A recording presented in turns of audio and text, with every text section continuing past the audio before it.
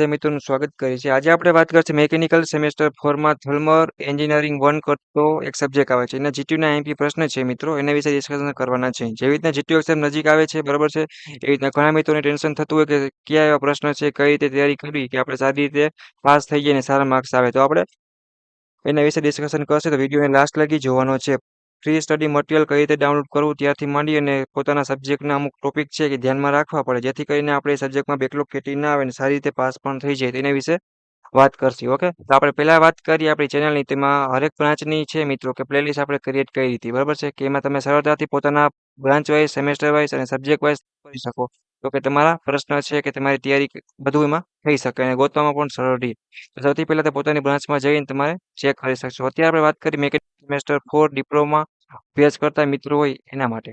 તો જે મિત્રો આપણી ચેનલમાં નવા હોય મિત્રો એક સબસ્ક્રાઇબ કરી આપજો. હવે આપણે સબ્જેક્ટ ડિસ્કશન કરીએ. થર્મલ એન્જિનિયરિંગ સેમેસ્ટર 4 ની વાત કરીએ. મેકેનિકલ બ્રાન્ચમાં અને બીજી ઘણી બધી બ્રાન્ચ છે કે એમાં ઇમ્પોર્ટન્ટ સબ્જેક્ટ છે ને આવે છે, અને ઘણા મિત્રો છે કે એમાં બેકલોગ કેટી આવે ને પછી નીકળી પણ શકતી છે નહીં, કેમ કે સબ્જેક્ટ પહેલેથી હાર્ડ છે અને મેકેનિકલનો ઇમ્પોર્ટન્ટ સબ્જેક્ટ છે.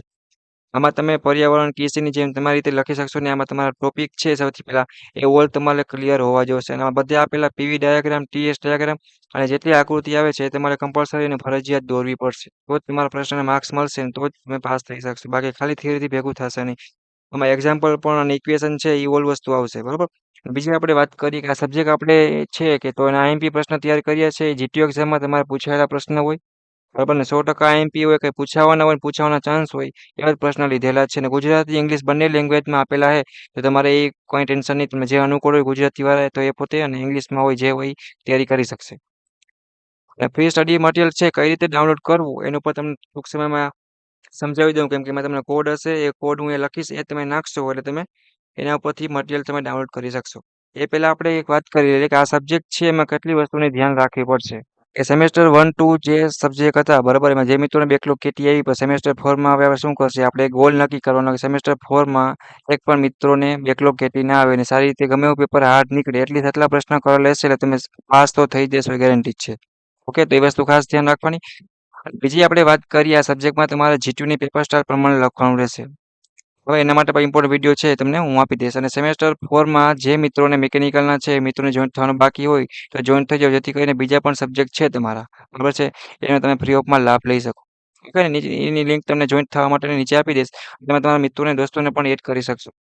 હવે આપણે વાત કરીએ કે તમારા સબ્જેક્ટ છે, બરાબર, એને તમારે પ્રોપર થોડુંક એવું સ્ટડી કરશું. જો આટલા પ્રશ્નો હશે 30, 31, 35 એ પ્રશ્ન તમે તૈયાર કરી નાખો તો પણ તમે આરામથી પાસ થઈ જાઓ. ગમે એવું પેપર હાર્ડ નીકળે તમે લખી શકશો, બરાબર છે. તો આકૃતિ, ટીએસ ડાયાગ્રામ છે એ બધું કરો, અને જે ઇમ્પોર્ટન્ટ ટોપિક છે એ તમારે સૌથી પહેલા તૈયાર કરવાના. અને જીટીયુની પેપર સ્ટાઇલ પ્રમાણે લખવાનું, બરાબર છે, બીજી એક મેથડ પ્રમાણે નહીં. અને આકૃતિ કમ્પલસરી ફરજિયાત દોરવાની. કદાચ થિયરી ના પાકી થાય તો કાંઈ વાંધો નહીં, આકૃતિ છે એ કરી નાખવાની. આ સબ્જેક્ટ માટે એટલું રહેશે, બરાબર. મેકેનિકલનો ઇમ્પોર્ટન્ટ સબ્જેક્ટ છે. આમ જોવા જઈએ તો કેમિકલ ને બીજી ઘણી બધી બ્રાન્ચમાં આવે છે, પણ અત્યારે આપણે મેકેનિકલનું આઈએમપી ની વાત કરીએ છીએ તો એ બ્રાન્ચનું ધ્યાનમાં રાખી. એના માટે ઇમ્પોર્ટન્ટ છે. આગળની એક્ઝામમાં, ડિગ્રીમાં બધી જગ્યાએ આવશે. અત્યારના ટોપિક હશે તો પછી તમને વાંધો નહીં આવે. હવે આપણે વાત કરીએ તમારું પીડીએફ ફાઇલ છે સ્ટડી મટીરિયલ કઈ રીતે ડાઉનલોડ કરશો, તો એની લિંક છે તમને નીચે આપી દઈશ, બરાબર છે. થોડીક વાર હું તમને જે કોડ લખું એ કોડ છે તમારે ડાઉનલોડ કરશો ત્યારે તમારી પાસે એક પાસવર્ડ માંગશે, કોડ માંગશે. એ કોડ તમારે એમાં દાખલ કરવાનો રહેશે, જેથી કરીને મટીરિયલની પીડીએફ છે તમારા સામે ઓપન થઈ જશે અને આપેલા પ્રશ્ન તમે તૈયાર કરી શકશો. ઓકે, તો આ મેથડ ખાસ વસ્તુ ધ્યાન રાખજો. અને બીજી વસ્તુ ખાસ કે જો કોડ ખોટો હશે અથવા તો કોડ વગર અથવા તો પાસવર્ડ વગર મિત્રો એ પીડીએફ તમે જોઈ શકશો નહીં, અથવા તો તમે ઓપન કરી શકશો નહીં. એ કોડ છે હું તમારા સમક્ષ લખું છું, બધા વિદ્યાર્થી મિત્રોએ જોઈ લેવાનો રહેશે અને એકવાર નોટ કરી લી. પછી તમારે મટીરિયલ છે ડાઉનલોડ કરી અને પછી તમારે તૈયારી છે ચાલુ કરવાની છે. સૌથી પહેલાં તો થર્મલ એન્જિનિયરિંગ છે સબ્જેક્ટ, એનું ફ્રી ઓફ મટીરિયલ ડાઉનલોડ કરવા માટેનો આ સબ્જેક્ટનો તમારો કોડ પહેલાં તો કેપિટલમાં આવશે. હું અલગ કલરથી લખું મિત્રો એટલે તમે ધ્યાનમાં રહીએ, બરાબર. તો સૌથી પહેલાં કેપિટલમાં તમારે પહેલી એબીસીડીમાં જીટીયુ લખવાનું અને જગ્યા છોડ્યા વગર તમારે 9900 એટલે કે 990 આ તમે પાસવર્ડ કોડનો ઉપયોગ કરી અને તમે થર્મલ એન્જિનિયરિંગ 1 છે ડિપ્લોમા સેમેસ્ટર 4 મેકેનિકલનું મટીરિયલ છે એની જેની લિંક નીચે આપેલ છે એ ફ્રી ઓફમાં મટીરિયલ તમે ડાઉનલોડ કરી શકશો. અને આપેલા પ્રશ્ન છે મિત્રો એ ઇમ્પોર્ટન્ટ છે, એવા જ પ્રશ્ન લીધેલા છે, જીટીયુ એક્ઝામમાં પૂછાઈ ગયા છે અને પ્લસ આવતી એક્ઝામમાં પૂછાશે પણ. ઓકે, સબ્જેક્ટ કાઢવો અને પાસ થવો જરૂરી છે, બરાબર છે. અને જે મિત્રોને સ્કોર કરવું છે એ પણ આ સબ્જેક્ટમાં એક વસ્તુ ખાસ ધ્યાન રાખે, ઇક્વેશન છે અને આકૃતિ છે એના પર વધારે ભાર આપવાનો રહેશે. અને થોડુંક તૈયારી કરીને વાંચવું પડશે, બાકી આ સબ્જેક્ટમાં માર્ક્સ એમનેમ આપશે નહીં.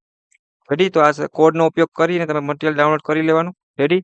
અને બીજું કંઈ પણ ન સમજાય તો કોમેન્ટ બોક્સમાં અથવા પર્સનલી તમે પૂછી શકશો. અને સેમેસ્ટર 4 ની મિકેનિકલના વિદ્યાર્થી માટે જોઈન્ટ થવા માટેની જે વોટ્સએપ ગ્રુપની લિંક છે એ પણ નીચે છે. પ્લસ ડાઉટ ક્વેરી માટેની ટેલિગ્રામ અથવા તો ફેસબુકમાં અથવા તો વોટ્સએપમાં પૂછી પણ શકો. આ તમારા મિત્રો છે બીજા દોસ્તોને એને પણ તમે એડ પણ કરી શકશો. અને આ વિડીયો શેર કરો જેથી કરીને સેમેસ્ટર 4 માં થર્મલ એન્જિનિયરિંગ કરીને સબ્જેક્ટ છે એ આપણે ફૂલ્લી પાસ થઈ છે અને કોઈ પણ વિદ્યાર્થીને બેકલોગ ના આવે. ફર્સ્ટ યરમાં સેમેસ્ટર 1, 2 માં જે કર્યું પણ આપણે સેકન્ડ યરથી ધ્યાન રાખીએ જેથી કરીને આપણા સબ્જેક્ટ છે ઓલ ક્લિયર થઈ જાય. તો આશા રાખો મિત્રો કે આમાં સબ્જેક્ટ વિશે મેં થોડું ડિસ્કશન કર્યું, બરાબર છે. તમે જે રીતે વિચારો છો કે આપણે આવી રીતે લખી નાખશે માર્ક્સ મળી જશે, તો હવે આ સબ્જેક્ટમાં એવું થશે. અને ટેકનિકલ સબ્જેક્ટ છે ને મેકેનિકલ, કેમિકલ કે બીજી ઘણી બધી બ્રાન્ચ છે ને પ્રોપર અને ઇમ્પોર્ટન્ટ સબ્જેક્ટ છે, જેથી કરીને પ્રશ્ન તૈયાર કરવા પડશે. 10 કરો, 10 માંથી 5 આવી જાય એવા ઇમ્પોર્ટન્ટ કરવાના. ઓકે, તો પાસવર્ડનો ઉપયોગ કરી મિત્રો પીડીએફ ફાઇલ છે ડાઉનલોડ કરી લેજો. અને જીટીયુ એક્ઝામ માટે બધા જ મિત્રોને ઓલ ધી બેસ્ટ. નેક્સ્ટ તમારા ઓલ બીજા સબ્જેક્ટ છે એના પણ વિડીયો છે એવી રીતના બની જશે. તો અને પોતાની પ્લેલિસ્ટ ઉપર અને તમારા સેમેસ્ટર 4 ના વોટ્સએપ ગ્રુપમાં અપલોડ થઈ જશે અને સેન્ડ કરી દેવામાં આવશે. ઓકે, તો એ વસ્તુ ખાસ ધ્યાન રાખજો. વિડીયો સારો લાગ્યો હોય મિત્રો તમારા માટે કોમેન્ટ કરો, લાઈક કરી, સબસ્ક્રાઇબ કરી, બેલ આઇકન પ્રેસ કરો જેથી કરીને નેક્સ્ટ તમારા બીજા સબ્જેક્ટના આઈએમપીનો વિડીયો આવે તો તમે ફ્રી ઓફમાં લાભ લઈ શકો. આવી રીતના હરેક બ્રાન્ચ છે મિત્રો, અને હરેક બ્રાન્ચના હરેક સબ્જેક્ટની પોતાની પ્લેલિસ્ટ વાઇઝ ઉપર અપલોડ કરી દેવામાં આવશે. ફ્રી ઓફમાં છે, કોઈ પણ વસ્તુનો ચાર્જ છે નહીં. તમને કાંઈ પણ ડાઉટ ક્વેરી આવે ઓકે તો કમેન્ટ બોક્સમાં જણાવવાનું રહેશે. ઓકે, સબસ્ક્રાઇબ કરી બધા દોસ્તોને શેર કરો. નેક્સ્ટ મુલાકાત લેશી આવા જ તમારા જીટીયુના આઈએમપી વિડીયો સાથે. Okay, thank you, take care, by.